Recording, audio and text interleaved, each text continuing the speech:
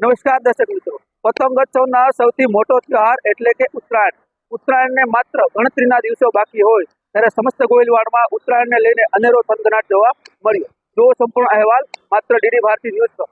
સોલંકી, ભાવનગર, ગુજરાત. ઉત્તરાયણના મહાપર્વને માત્ર ગણતરીનો સમય બાકી હોય ત્યારે સમસ્ત ગોહિલવાડના પતંગ રસિયાઓમાં ઉત્તરાયણને લઈને અનેરો થનગનાટ જોવા મળ્યો.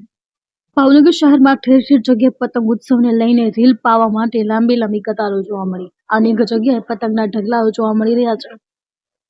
લોકો મોટી સંખ્યામાં પતંગ અને રીલ અત્યારથી એકઠી કરવા લાગી રહ્યા છે. ઉત્તરાયણના દિવસે ગોહિલવાડના આકાશમાં દિવાળી સમાન વિવિધ પ્રકારના કલરોના પતંગરૂપી અનેરી રંગોળી જોવા મળશે.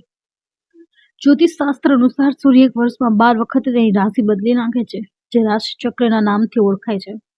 આ દિવસે સૂર્ય ધનુ રાશિમાંથી બહાર આવે છે અને મકર રાશિમાં પ્રવેશ કરે છે, જેને મકર સંક્રાંતિ કહેવાય છે.